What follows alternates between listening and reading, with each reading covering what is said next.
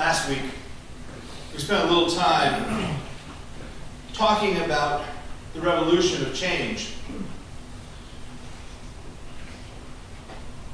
It got me thinking a little bit as to what does it look like when we start to lose our church? Are there things out there that are symptoms, that are symptomatic, the same word, but of every church? And so I started doing a little research, and I came up with some things. I thought to follow along with last week's message, I wanted to spend a couple of weeks through the rest of Lent taking a look at what has happened to the church. We shared last week that 80% of our churches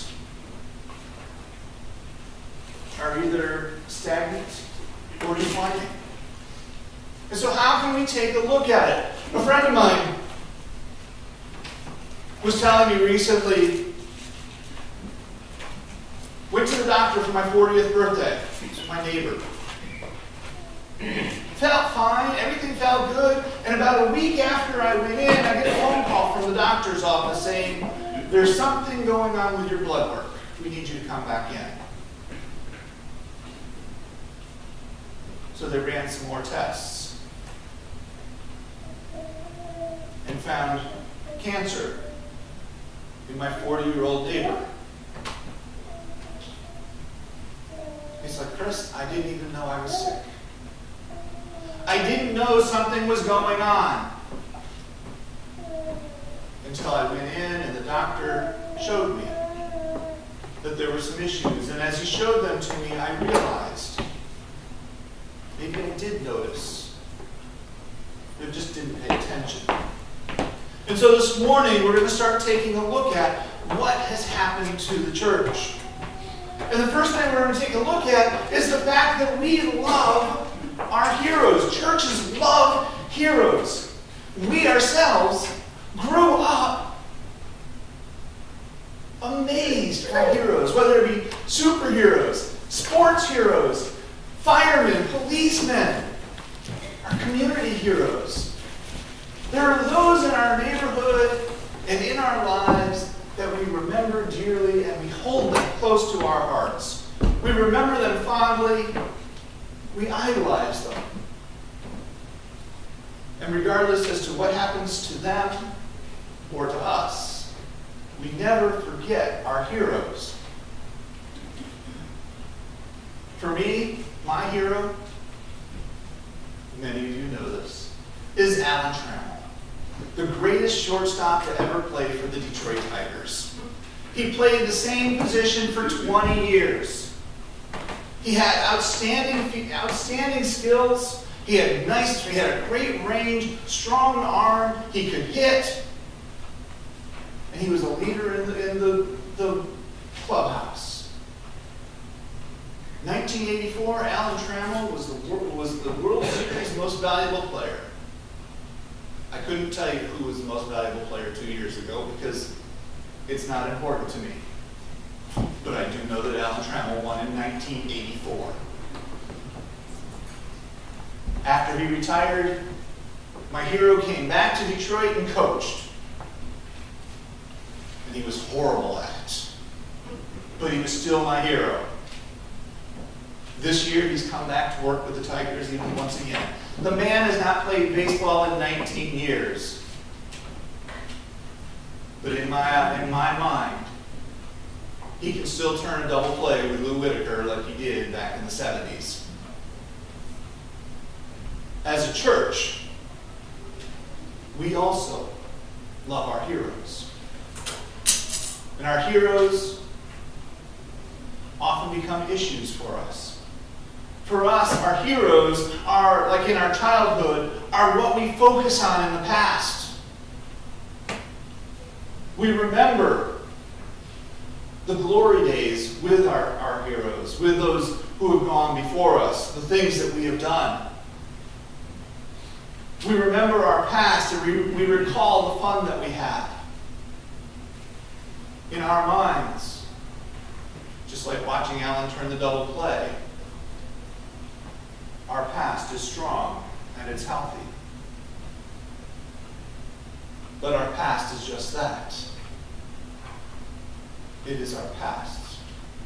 It is not our present, and it is not our future.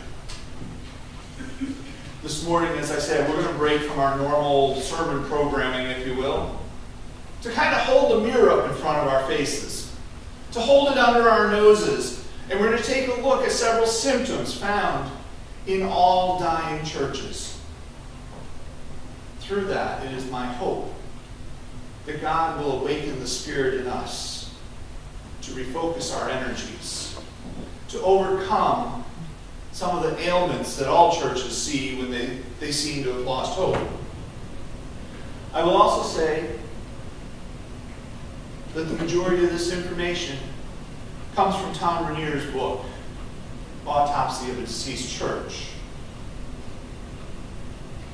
So this week we're going to be focusing on the past and how things have changed. We'll take a look in the next couple of weeks at preferences versus purposes, at how business models overtake our thinking. And then after 3 weeks of what may seem like gloom and doom, on Palm Sunday, we will look at the hope that lies within. Of course, as we look at each week, we will see how God talks to us through all of this in Scripture. I'm sorry if it sounds like a negative series as we travel through Lent towards Easter. But this is also a season where Jesus moved towards his death. And what came out of it was his glorious resurrection. As the church, our hope lies in that same model. The same model of Christ, that we too may move through the season, though it may seem like our death, only to be resurrected into something more glorious on the other side. And so we take a look at how the church has celebrated heroes of faith for centuries. Hebrews 11 is nicknamed the Biblical Hall of Fame. It is the heroes of the Bible. It is from Cain and Abel to Abraham and Sarah, moving through Moses and Rahab, Samuel and David. And through Hebrews 11, we remember them through what as we recall our heritage, our foundation, the beginnings of the church. So I'm going to ask you to read along with me, follow along, listen, however you prefer, as I read sections of Hebrews 11, the Biblical Hall of Fame. It's subtitled By Faith, and it reads as follows. Now faith is being sure of what we hope for, and certain of what we do not see. This is what the ancients were commended for. By faith we understand that the universe was formed at God's command, so that what is seen was not made out of what was visible. By faith, Abel offered God a better sacrifice than Cain did. By faith, he was commended as a righteous man, and when God spoke well of his offerings, and by faith he still speaks, even though he's dead. By faith, Abraham, even though he was past age, and Sarah herself was barren, was enabled to become a father because he considered him faithful who had made the promise. And so from this one man, and he as good as dead, came descendants as numerous as the stars in the sky, and as countless as the sand on the seashore. All these people were still living by faith when they died.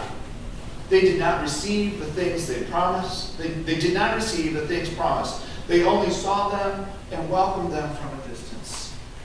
And they admitted that they were aliens and strangers on earth.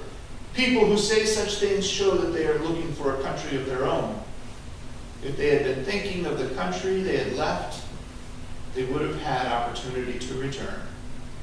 Instead, they were longing for a better country, a heavenly one. Therefore, God is not ashamed to be called their God, for he has prepared a city for them. And what more shall I say? I do not have time to tell about Gideon, Barak, Samson, Jephthah, David, Samuel, and the prophets, who through faith conquered kingdoms, administered justice, and gained what was promised, who shut the mouth of lions, quenched the fury of the flames, and escaped the edge of the sword, whose weakness was turned to strength, and who became powerful in battle and routed foreign armies. Women received back their dead, raised to life again. Others were tortured and refused to be released so that they might gain a better resurrection. Some faced jeers and flogging, while still others were chained and put in prison. They were stoned. They were sawed in two. They were put to death by the sword. They went about in sheepskin and goatskins, destitute, persecuted, and mistreated. The world was not worthy of them. They wandered in deserts and mountains and in caves and holes in the ground. These were all commended for their faith, yet none of them received what had been promised. For God had planned something better for us, so that only together, with us, would they be made perfect.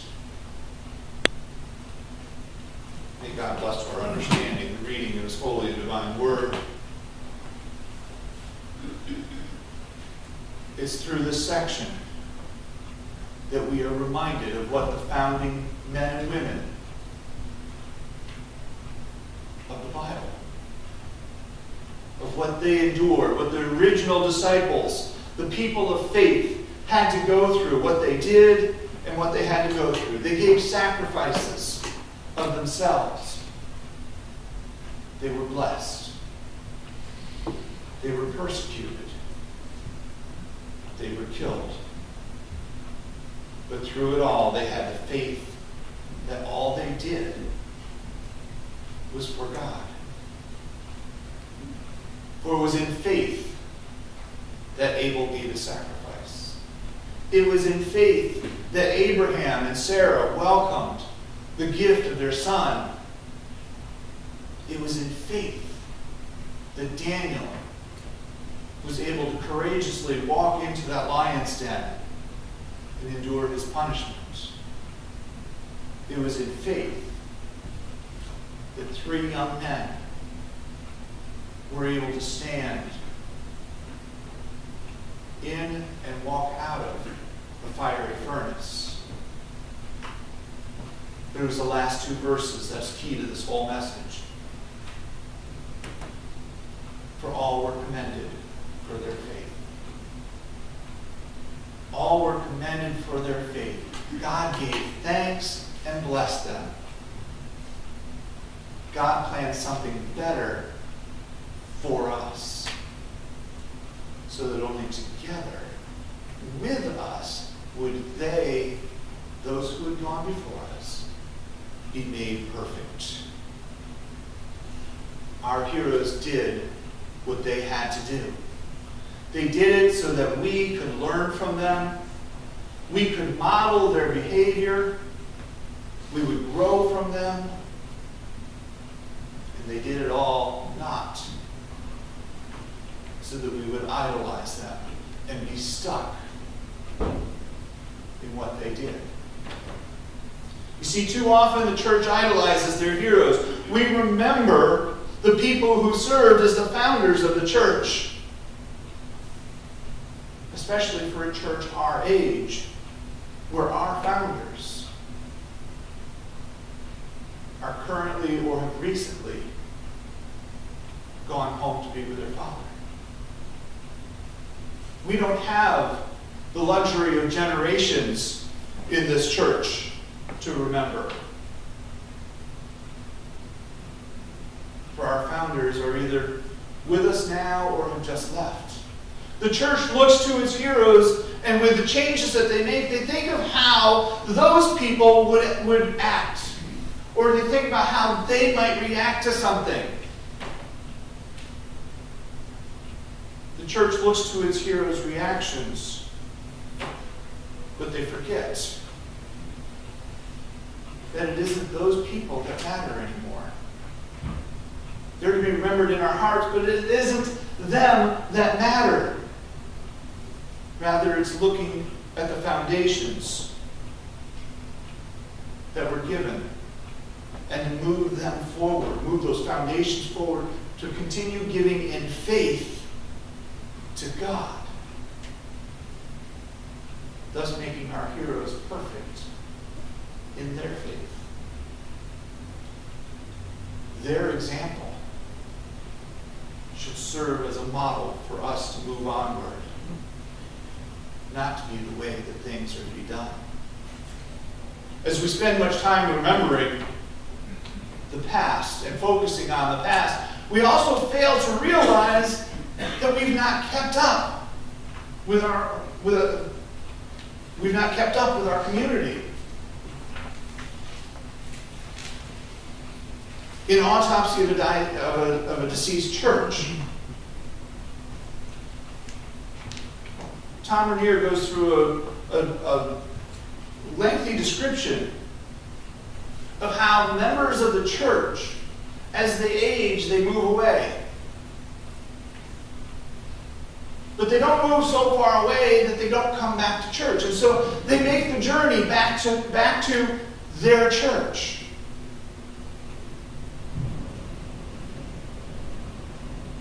For that's where their investment is. That's where their commitment is. That is what they've known. And they lose track of what the community looks like. Their kids and their grandkids get married, move away. Some move out of state. Others move just a few miles from where they grew up. But they find a church in their community. They don't come to their parents' church, their grandparents' church, except for special occasions. Does it sound familiar? I chuckle every time I think of it. But when I came to Crossroads, Reformed Church of Willow Grove, members of this congregation told me that the surrounding community were all original owners. And I said, wow. My reaction was, I was amazed at how many people were invested in Fisher-Price because of all the plastic toys in the backyard.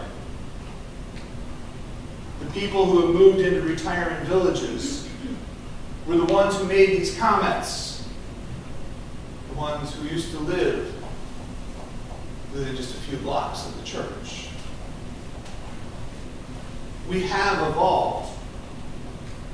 Just as Rainier explains, people move and travel into their church. Grandchildren and grandchildren have moved away. We, as the church of the community, have lost the flavor of what this community is made of.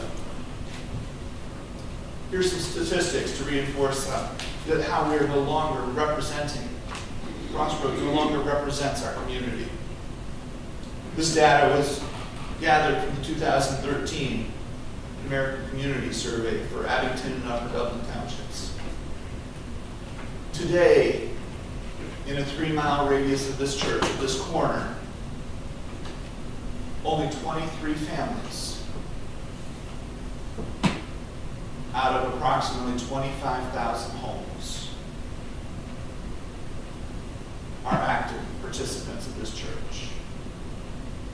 That is less than 0.001%. 1/1000th. The average age of our church membership is 66 years old. The median age, the middle age for Abington and Upper Dublin is 44. 50% of our congregation, of our church membership, is over the age of 62. Nearly 80% of Abington and Upper Dublin are under the age of 62.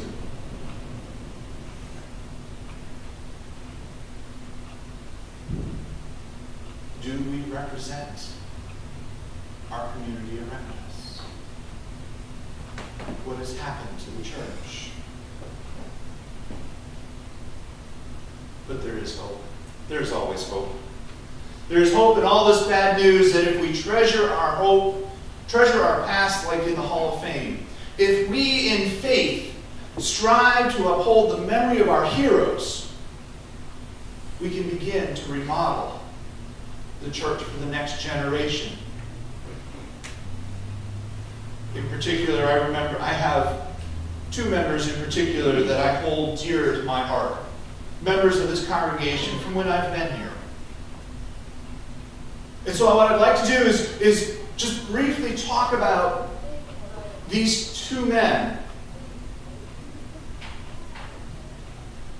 and refocus our energies on what was important to them.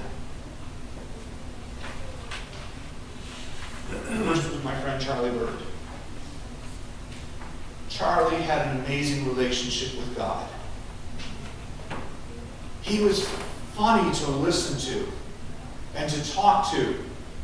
Because whenever Charlie would often be like Moses, and he would question God. He would ask those tough questions about why does this take place?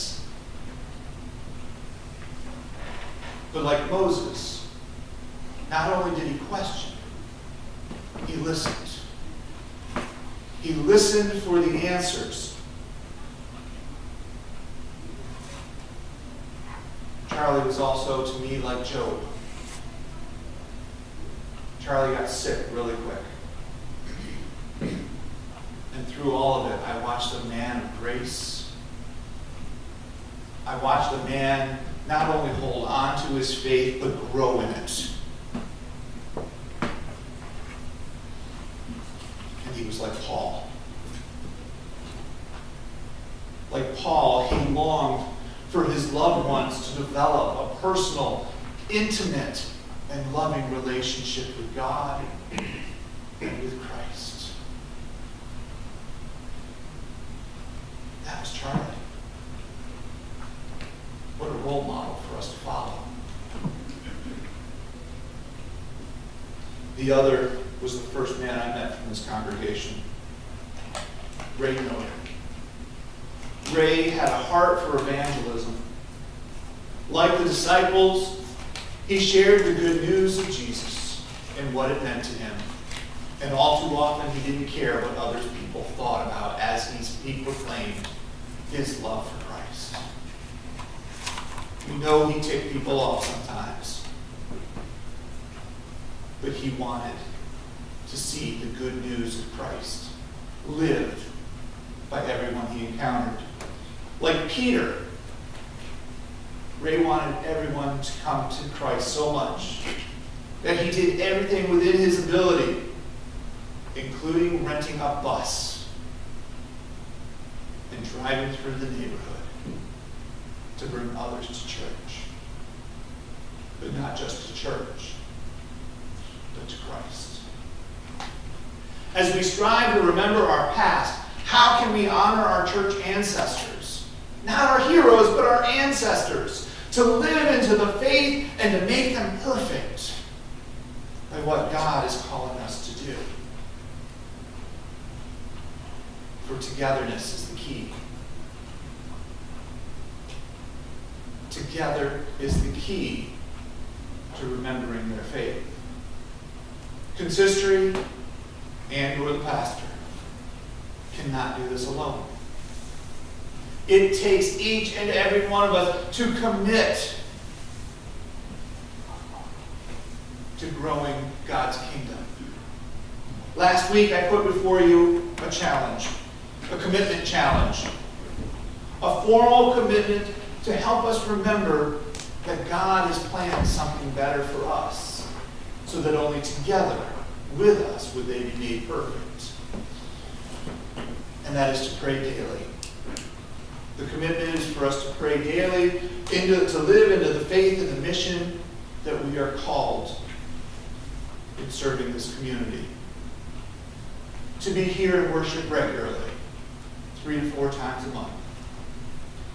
To help develop and participate in outreach ministries for the church of the neighborhood. And to tithe 10% of our earnings to God's ministry. This challenge was handed out last week. There are copies of it for you as well this week. I'm not sure where they are at the moment, but we will have them after church. It is a formal challenge, not just something to take into your heart, but to sign and to commit to Crossroads Fellowship, to living into. It's a commitment that a challenge that we are collecting and gathering between now and Easter Sunday. So in conclusion, yes, we all have our heroes. Whether they be superheroes, sports heroes, or biblical heroes. Those are the people that we remember with love and devotion. Limiting our lives and memories, traditions, and actions to those who have paved the road before us will allow us to live in fondness of their memory, honoring them for what they did, and using their faith to continue spreading God's joy to a new generation of people who long and need to hear the good news of Jesus. That only goes to show that God has planned something better for us, so that only together with us would they be made perfect. To God be the glory, now and forever. Amen.